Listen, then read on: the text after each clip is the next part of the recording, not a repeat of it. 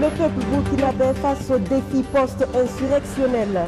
Un colloque national se tient autour de cette thématique à Ouagadougou. Les initiateurs, le Centre pour la gouvernance démocratique et le collectif d'Itanier veulent que les Burkinabés maintiennent l'élan démocratique et patriotique suscité par l'insurrection populaire d'octobre 2014. Ils voulaient faire fructifier leurs sous en bourse, mais se sont retrouvés devant un escroc. Le groupe Breba Finance, la société de trading, aurait arnaqué 501 personnes au Burkina à hauteur de près de 4 milliards de francs CFA. À J-3 de la célébration du 11 décembre, en gros plan sur Gawa, la ville devant abriter les festivités. Son histoire, sa population, ses us et coutumes, c'est dans le grand angle de cette édition. Soyez les bienvenus sur BF1. Les Burkinabés appelés à garder le sursaut démocratique né de l'insurrection de 2014 et de la résistance au putsch de 2015. C'est le Centre pour la gouvernance démocratique et la coalition d'Itanier qui les exhorte à cela. Et c'est à travers un colloque national qui se tient aujourd'hui et demain à Ouagadougou. Arsène Konditamde. Les 30 et 31 octobre 2014, les Burkinabés s'insurgent contre la révision de l'article 37 et finissent par chasser du pouvoir Blaise Compaoré, le président d'alors. S'ensuit une année de transition politique puis l'élection de Roch Kaboré à la magistrature suprême. 2 ans après l'accession de ce dernier au pouvoir, le slogan « Plus rien ne sera comme avant » peine à se traduire par des actions concrètes. Au cours de ce colloque national sur les défis post-insurrectionnels, il va être question de sensibiliser pour une gouvernance centrée sur les opinions du peuple. Les dirigeants actuels savent que tout ce qu'ils font, ils sont jugés au pied du mur. Et c'est ça qui va apporter ce changement. C'est vrai que de façon concrète, on ne sent pas aujourd'hui qu'il y a une grande compréhension de ces attentes-là. On sent toujours qu'il y a un manque d'action forte. Mais on dit, tant que la population continuera à jouer son rôle de veille, forcément, les choses vont changer.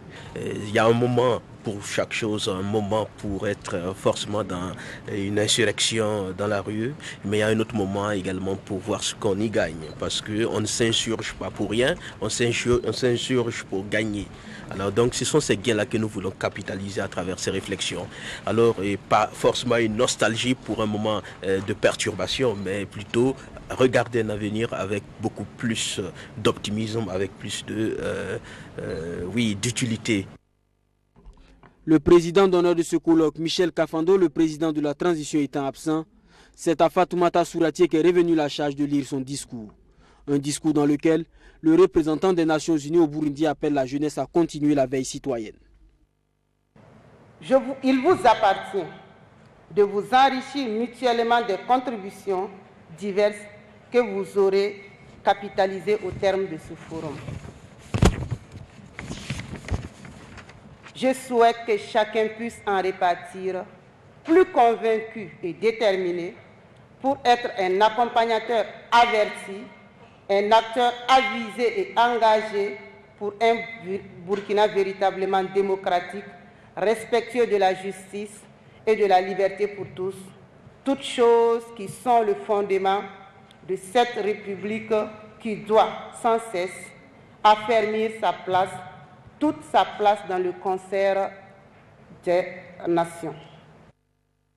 Le renouvellement positif et qualitatif de la classe politique, la justice face aux aspirations du peuple et l'héritage institutionnel de la transition politique, autant de sujets qui vont être abordés durant ce colloque. Il est prévu pour se tenir les 8 et 9 décembre 2017.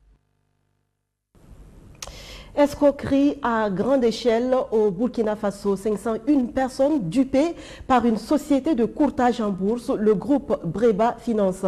La somme totale de l'arnaque, d'après les victimes soutenues par la Confédération syndicale burkinabé, s'élève à plus de 3 milliards 700 millions de francs CFA. Safiatou Balima, Rémi Lambert-Nébier.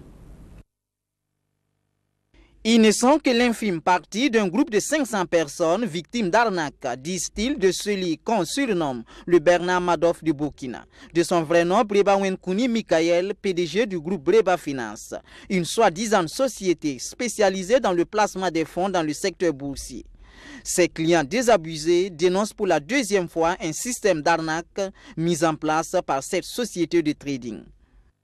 Moi, personnellement, tout début, j'avais investi la somme minimale. Parce que la somme minimale, c'était 100 000 francs. Et la somme maximale, c'était 2 500 000.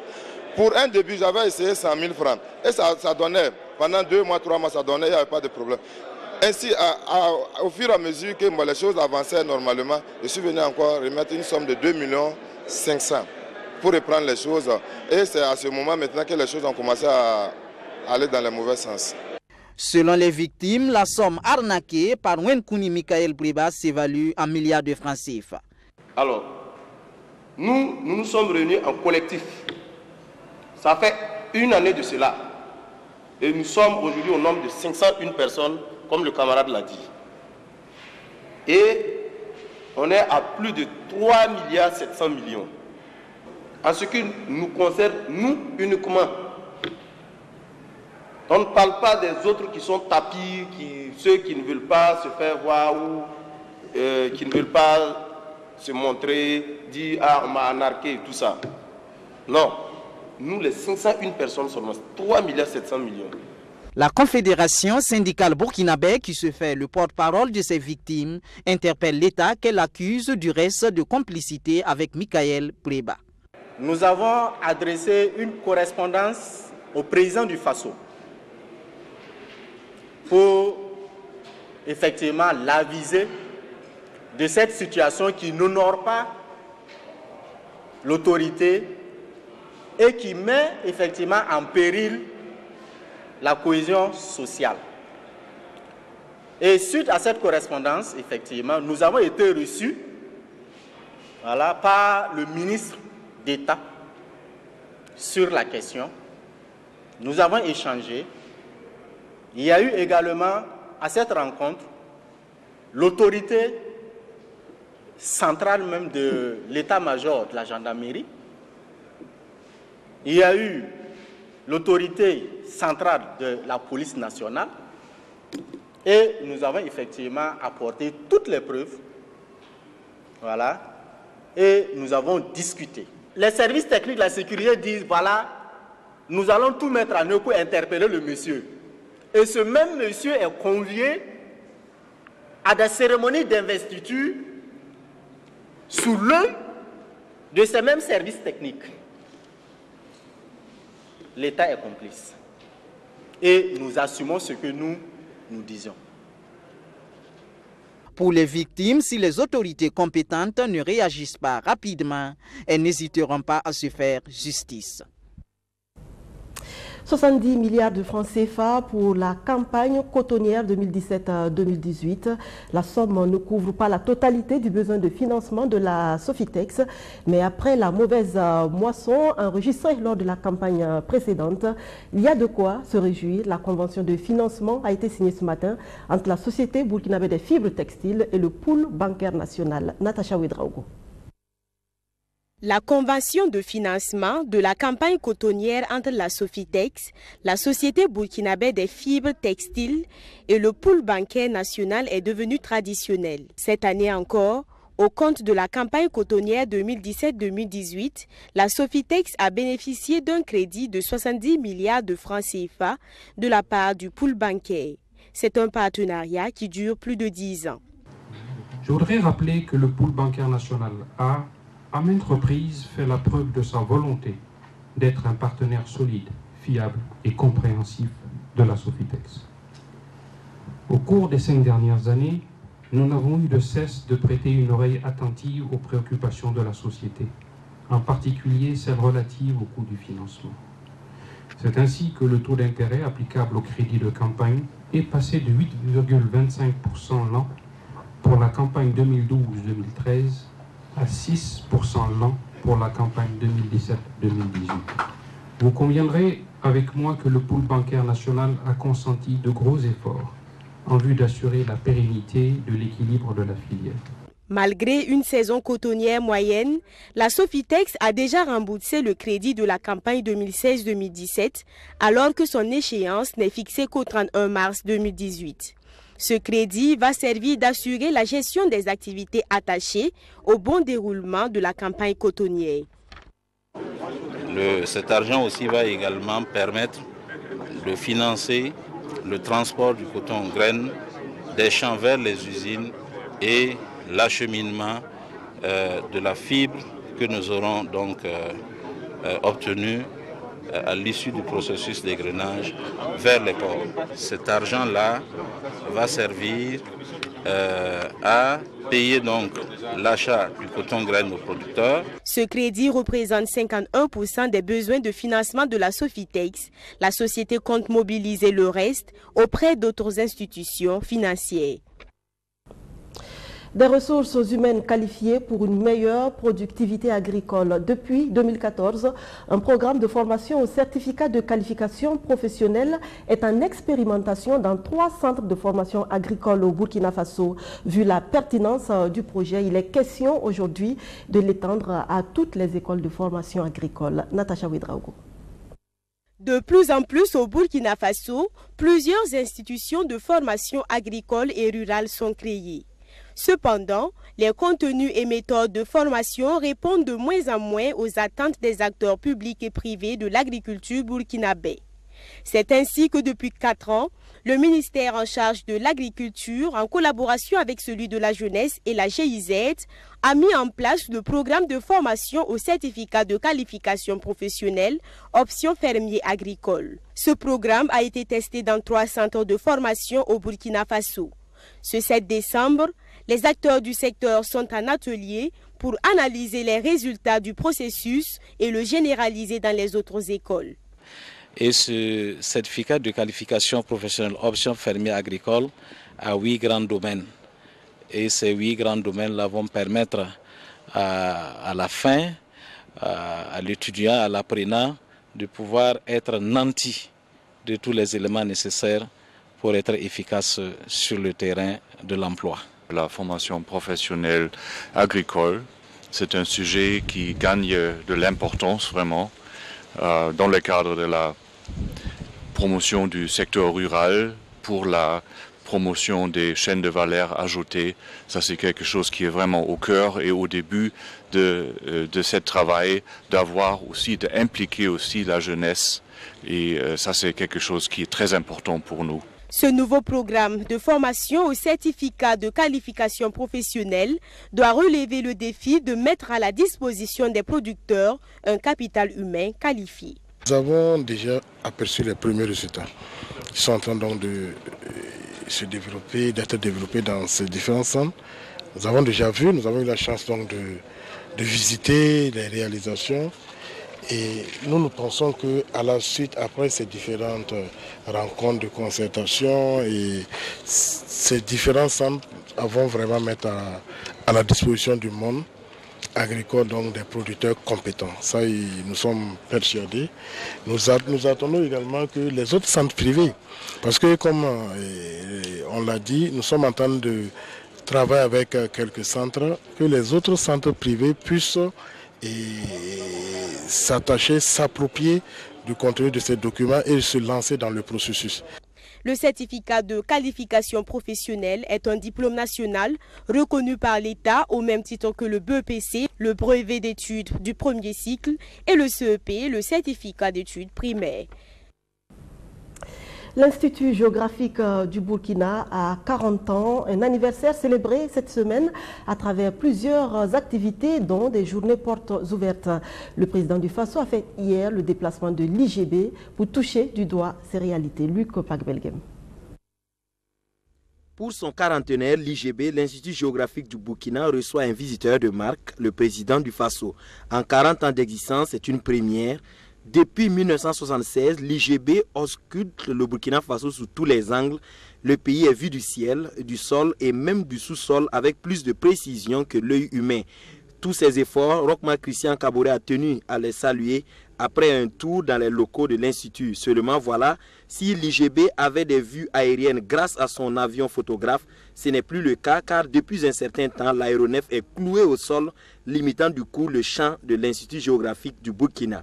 Déjà, comme l'a dit Excellence Monsieur le Président, c'est déjà l'avion photographe, la remise en état de vol de l'avion photographe, puis bien sûr le financement du schéma directeur de cartographie du territoire, notamment à travers la mise à disposition des cartes de base de 50 milliards. Le schéma directeur dans son ensemble coûte 24 milliards et le le noyau qui est la production de l'information géographique à l'échelle de 50 milliards coûte environ 12 milliards. Le président du Faso promet faire quelque chose dans ce sens, d'autant plus que la frange féminine du personnel, qui représente 40% de l'effectif, est pour lui un motif de satisfaction, car pour lui, qui dit femme, dit perfection.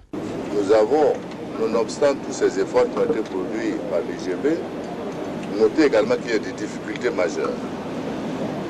L'avion, je dirais, photographe, qui permet à l'IGB de survoler et de faire des photographies pour pouvoir faire les cartes, est en panne. Et donc il est important qu'il soit réparé, puisque c'est l'outil de base même du travail de l'IGB. Nous nous sommes engagés en tout cas à prendre les dispositions pour que cet avion soit remis en route afin de permettre à l'IGB d'assurer sa mission. Le second point, c'est que l'IGB s'est engagé dans un plan stratégique sur 10 ans de la cartographie au Burkina Faso. Et ce plan est en finalisation d'élaboration et sera soumis également au gouvernement pour validation. L'IGB a marqué ce quarantenaire par une grande communication. Les différentes activités ont permis aux populations de se rendre compte de ce qui se fait par ces géographes hors pair. Des cartes sont pour l'occasion en promotion pour tout public. Sur la carte du Burkina Faso est située au sud-ouest la ville de Gawa. Gawa la Belle, comme il conviendrait de l'appeler, depuis qu'elle a fait sa toilette pour abriter la célébration officielle du 11 décembre 2017. Zoom ce soir sur cette ville cosmopolite qui était autrefois la route des Gants. C'est un dossier signé Alfred Thuy.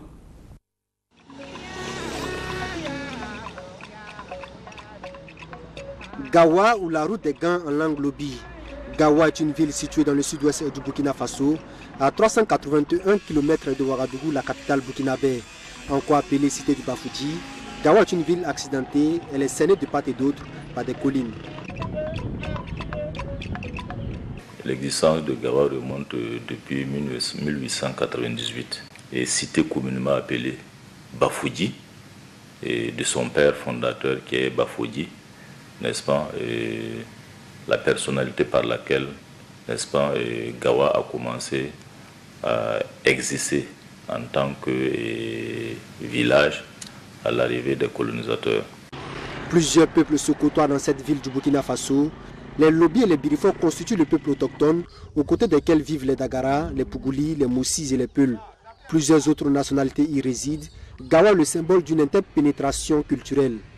Gawa est une ville légendairement hospitalière, et ce qui fait que toutes les ethnies du Burkina Faso s'y trouvent et vivent en parfaite symbiose. Et on rencontre également plusieurs nationalités des autres pays africains, n'est-ce pas, et qui y résident également, et de façon ancienne d'ailleurs, n'est-ce pas, et de telle sorte que certaines familles anciennement installées ici considèrent Gawa dorénavant comme étant leur village d'origine. C'est pour dire que véritablement, Gawa symbolise l'interpénétration culturelle. Gawa symbolise en tout cas le bien vivre entre plusieurs ethnies du Burkina Faso et du monde entier. Chef-lieu de la province du Poni, c'est seulement à partir de 1996 que Gawa a connu son premier conseil élu. Selon le recensement général de la population de 2006, la population est estimée à 60 000 habitants, répartis sur une superficie de 780 km². La commune est divisée en 8 secteurs et 56 villages rattachés. La ville de Gawa est en pleine expansion.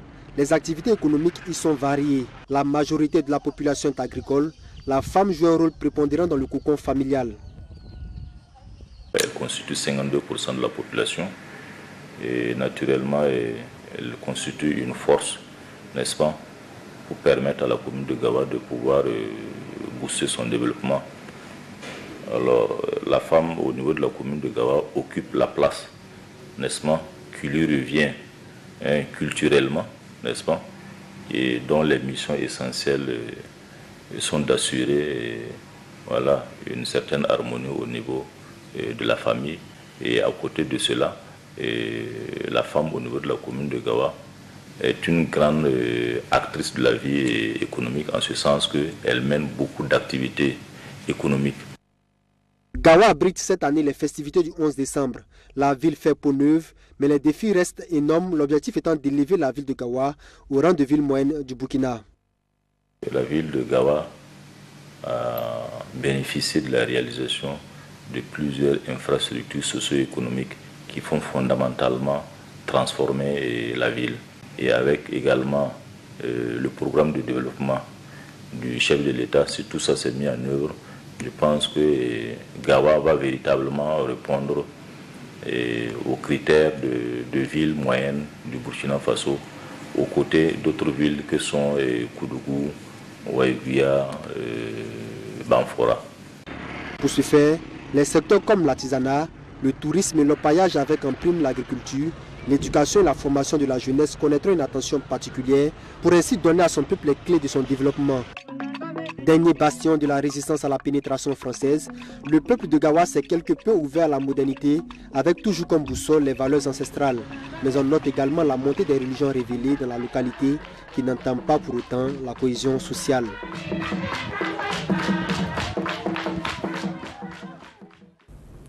Cap maintenant sur le centre-ouest pour parler hygiène et assainissement. Dans la province de la Sicile, à Bia et à Boura notamment, la fin de la défécation à l'air libre a été célébrée le 29 novembre dernier. L'association pour la paix et la solidarité qui est au devant du processus a profité de cette fête pour récompenser les différents acteurs. Sandrine Zougouri. La défécation à l'air libre, une pratique à l'abandon dans la province de la Sicile, grâce à ces hommes et femmes qui expriment ici leur joie d'avoir relevé le défi. Dans les 30 villages de communes de Bia et de Boura, un important travail a été effectué par ces acteurs. En ce jour du 29 novembre, ils sont distingués à la hauteur de leur travail. Vraiment, nous sommes très satisfaits. Déjà, nous sommes en santé. À voir même vous-même, vous constatez que nous sommes propres. Nous sommes propres de corps, nous sommes propres de vêtements. Au niveau du village, il n'y avait pas de cabinet. Sincèrement, d'ici, tu recevais un étranger, c'était une grande difficulté pour qu'il puisse faire ses besoins. Mais de nos jours, je peux dire que nous avons 100% de cabinet dans chaque village. Les concessions sont si nombreuses. Il y en avait peut-être qu'un seul WC pour toute la concession. Aujourd'hui, chaque ménage a un WC et c'est bien entretenu. Une latrine. Donc dans notre village présentement, on peut dire qu'on a plus de 60 latrines. Mais au début, ça ne dépasse pas 15. Ce mariage avec l'hygiène et l'assainissement dans ces communes est impulsé par l'APS, l'Association pour la paix et la solidarité. Une association qui intervient dans le domaine de l'hygiène pour un mieux-être de la population. Le développement doit être holistique, c'est-à-dire qu'ensemble, on ne peut pas du tout écarter une frange et prétendre aller au développement. Et cela nous touche beaucoup parce que donc, les ONG travaillent avec l'administration, ça doit être ainsi. Nous devons nous attraper main dans la main parce que le développement du Burkina Faso en dépend. Vous avez décidé d'abandonner la défécation à l'air libre. Durant 2 années, vous avez fait montre d'une réelle volonté pour atteindre cet objectif. L'Association pour la paix et la solidarité vous dit une fois de plus merci et surtout félicitations. L'hygiène pour tous, la province de la Sicile peut désormais compter sur le soutien de ses autorités locales. Oui, pour accompagner ces structures-là, il y a justement les partenaires, notamment la direction régionale de l'eau et de l'assainissement qui fait un plaidoyer auprès des partenaires techniques, de l'ONG APS, de l'UNICEF, pour justement accompagner ces gens-là. Je puisse me permettre au nom de M. le maire du conseil municipal de dire que vous pouvez compter en tout cas sur tous les soutiens de ce conseil municipal. Par ma voix, vous pouvez en tout cas compter sur le soutien de tout le conseil municipal. Pour faire montre de son engagement à promouvoir l'hygiène et l'assainissement, l'Association pour la paix et la solidarité a offert 15 forages à la commune de Léo et promet également la réhabilitation de 35 autres dans toute la province de la Sicile.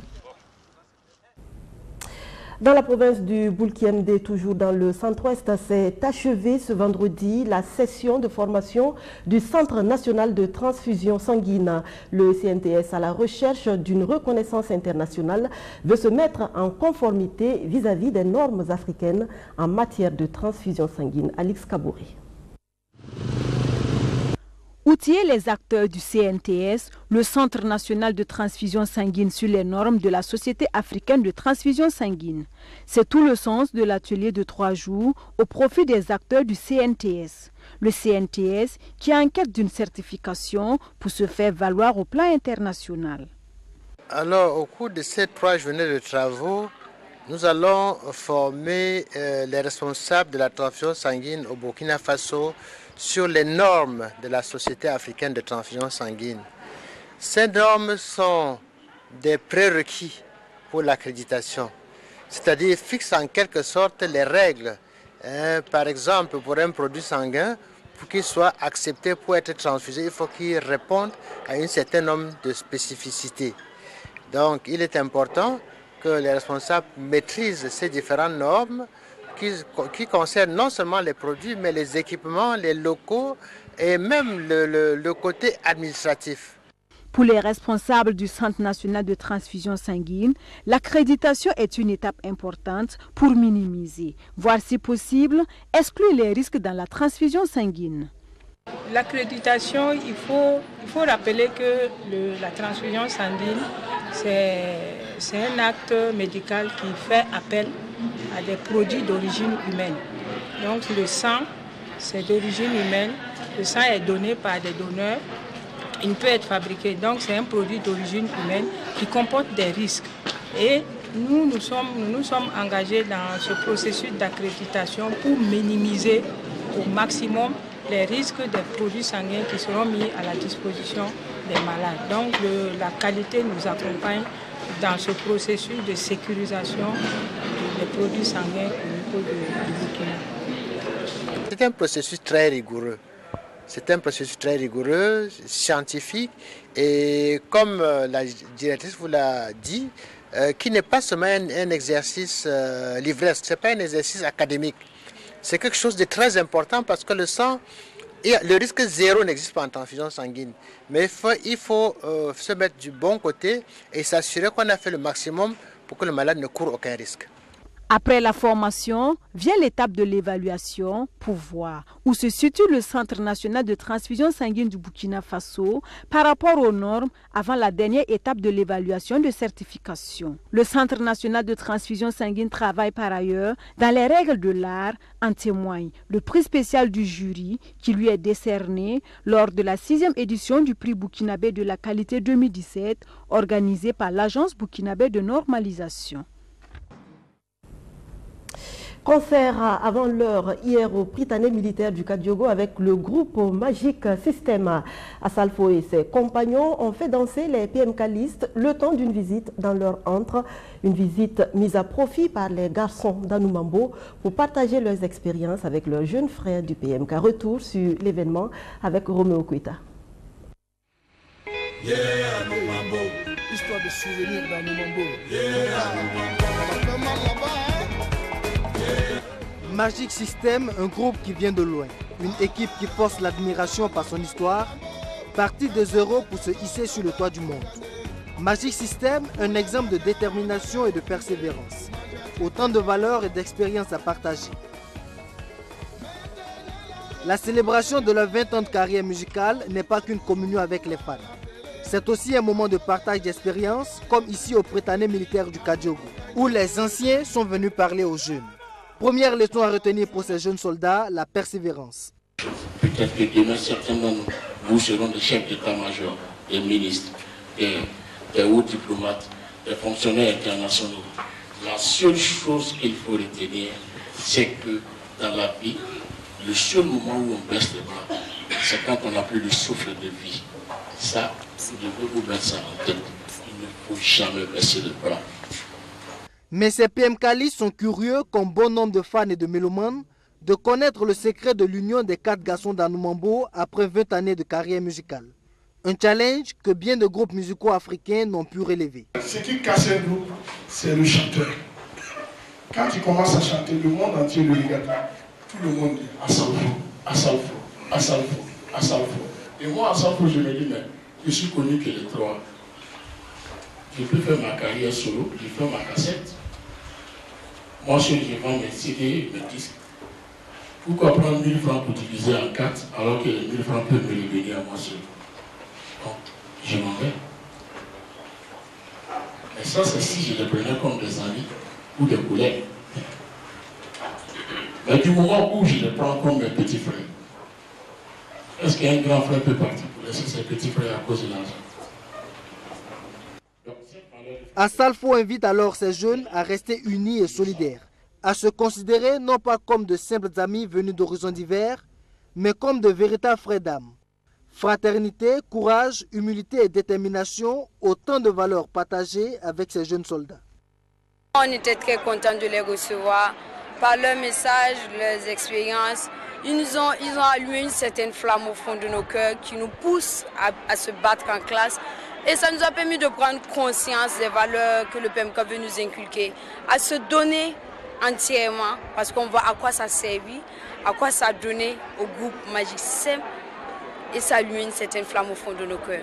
C'est bien de s'enseigner par son expérience, mais c'est encore mieux quand on peut s'instruire par l'expérience des autres. Et ce que nous avons tiré de ce qui vient de se passer tout de suite, je crois que je ne pourrais pas l'estimer. C'est d'une valeur inestimable pour nous.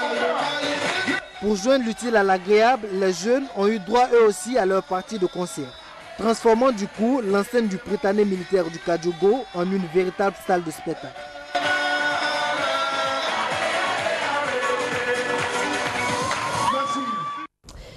16h demain, samedi, au stade Issoufou Joseph Konambo, ça sera le grand show avec Magic System.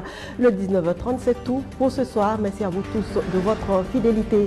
La nuit a beau être longue, le jour finit toujours par arriver.